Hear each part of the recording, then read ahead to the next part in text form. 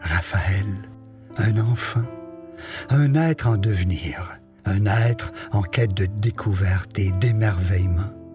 Mais voilà que Raphaël n'a pas encore 2 ans et déjà, ses parents pensent à l'école qu'il fréquentera. Ah, l'école. Comment accueillera-t-elle Raphaël? Saura-t-elle reconnaître l'être unique qu'il est? Saura-t-elle l'accompagner dans son développement et ses apprentissages? Aura-t-elle la capacité de lui fournir l'environnement culturel qui stimulera et influencera sa construction identitaire? Ah, l'école. Quelle sera-t-elle, l'école de Raphaël? À cet égard, la Fédération nationale des conseils scolaires francophones, la FNCSF, depuis plusieurs années se penche sur cette question. En effet, en collaboration avec ses partenaires, la Fédération nationale des conseils scolaires francophones veille aux intérêts de son réseau de 31 conseils et commissions scolaires francophones en situation minoritaire afin que tous contribuent à la vitalité et à la pérennité des écoles de langue française au Canada. En juin 2005, le système éducatif de la minorité francophone a trouvé un nouveau souffle. Orchestré par la FNCSF, le sommet des intervenants et des intervenantes en éducation dans la mise en œuvre de l'article 23 en milieu francophone de 2005 constitue un point tournant dans l'évolution du système scolaire de langue française au Canada. La mise en œuvre du plan d'action est assurée par un comité tripartite, regroupant les 3 parties prenantes en matière d'éducation.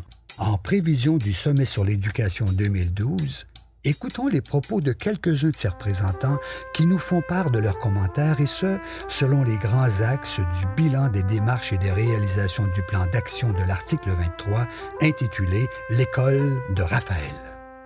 Comme on a impliqué plein de gens à travers le Canada, c'est très important de pouvoir déposer un bilan, puis de démontrer concrètement toutes les choses qu'on a faites suite au sommet qui a eu lieu en 2005. Alors, c'est un moment de réflexion. C'est le moment de prendre une pause, de célébrer ce qu'on a fait, puis ensuite de voir où est-ce qu'on s'en va avec ça. Je suis réellement excité. Excité, pourquoi? Parce qu'en 2005, on s'est donné un plan d'action. On a fait beaucoup de travail depuis 7 ans. Puis là, maintenant, on est en train de regarder un bilan pour voir qu'est-ce qu'on a réussi. Est-ce qu'on a réussi, jusqu'à quel point, et toute cette mesure qui est très importante. Mais ça, c'est qu'un début important. Parce que la prochaine, c'est se lancer avec des nouvelles pistes. C'est quoi? Les objectifs vont changer. Nos objectifs sont différents et vont être différents pour les prochains 5 ans. Mais le fait de pouvoir te donner des plans, puis faire les suivis qui sont nécessaires, puis recevoir des informations, partager, puis là se donner, dire OK, là, on se regarde de nouveau, on n'est plus où on était, on est bien plus loin, puis là se dire qu'est-ce qu'on veut vraiment, qu'est-ce qu'on veut de la francophonie, comment est-ce qu'on peut continuer de grandir comme un grand groupe de francophones et d'Acadiens à travers le Canada. C'est ça qui est excitant. Cette revendication-là, le besoin d'aller chercher notre gestion scolaire et de répondre aux besoins de scolarisation de nos enfants en français, c'est venu des parents. Donc, c'est pour ça que à la base de tout, il y a le parent qui confie son enfant à un système scolaire pour lequel il s'est débattu historiquement pour en obtenir la gestion et pour lequel aussi on fait totalement confiance. Hein?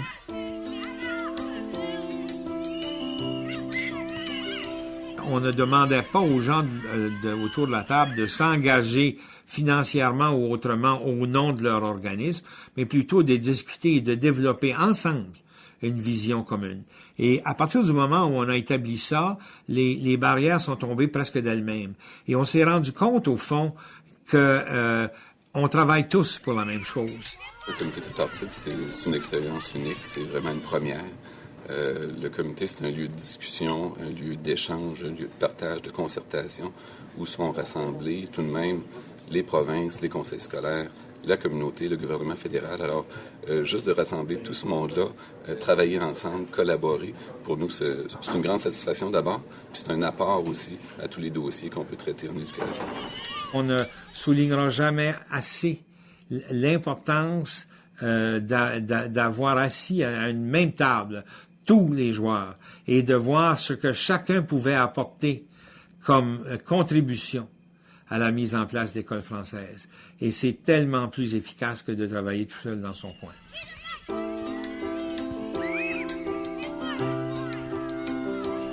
La couleur qu'on y donne, c'est toujours un peu de regarder l'enfant dans sa globalité, puis de respecter l'enfant dans sa capacité d'apprendre à travers le jeu, par exemple. Comme parents, on revient souvent avec ces petits drapeaux-là. On se permet de les lever régulièrement. Nous autres, on insiste pour avoir un regard global sur le développement de l'enfant.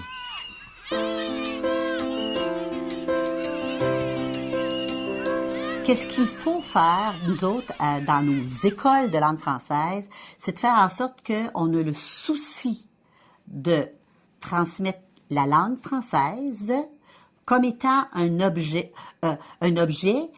que le jeune va pouvoir utiliser pour apprendre tout au long, un outil pour apprendre tout au long de sa vie.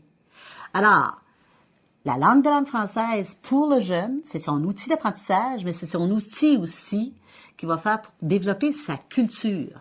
Parce qu'on veut en faire un jeune confiant dans ses capacités, confiant dans son identité.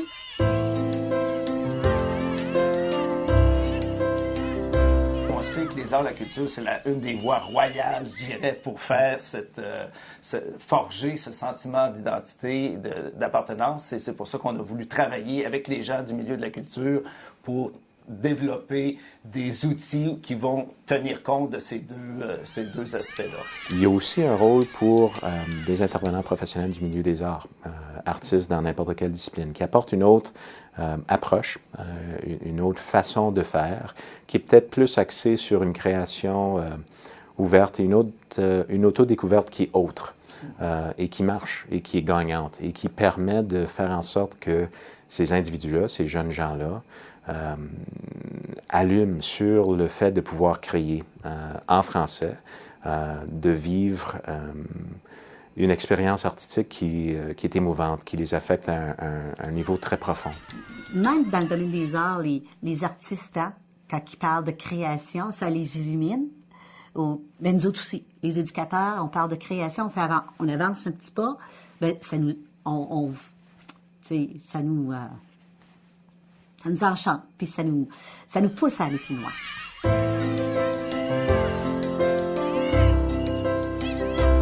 C'est difficile d'accepter le fait qu'un parent n'est pas au courant qu'il y a une école française qui existe chez eux, ou qu'on n'est pas des écoles privées. Et puis, si le parent décide de ne pas choisir l'école, puis il est bien informé, c'est une chose. Mais s'il n'est pas informé, je ne suis pas certain qu'on a rempli le mandat.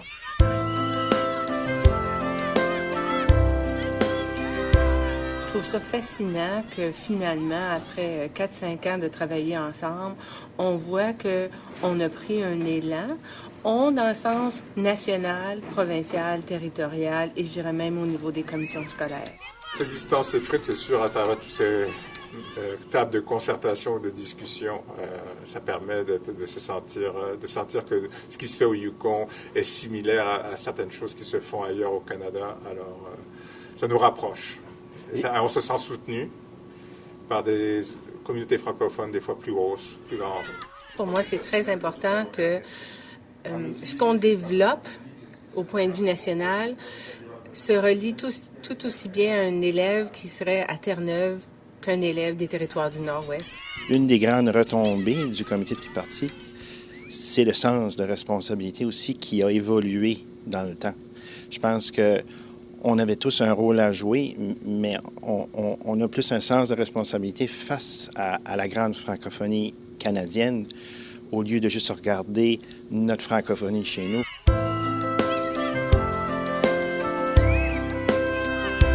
On est certainement encouragé par le travail qui s'effectue au comité, même si le comité n'est pas celui qui agit sur le terrain.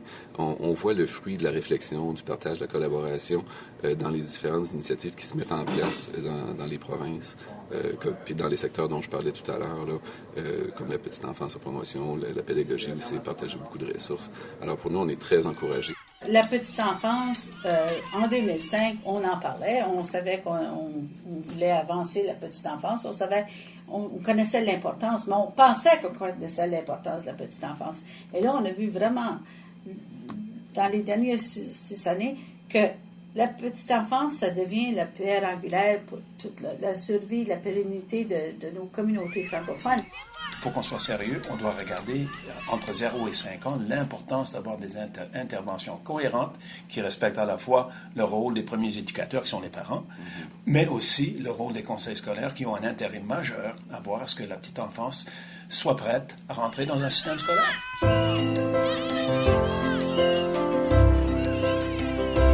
Je pense qu'on va être prêt à ce deuxième printemps ou à ce début d'été peut-être de commencer à se formuler une école, un modèle d'école. Parce que qu'est-ce que l'école francophone en milieu minoritaire dans un pays qui est officiellement bilingue et où les deux groupes linguistiques ont des droits constitutionnels?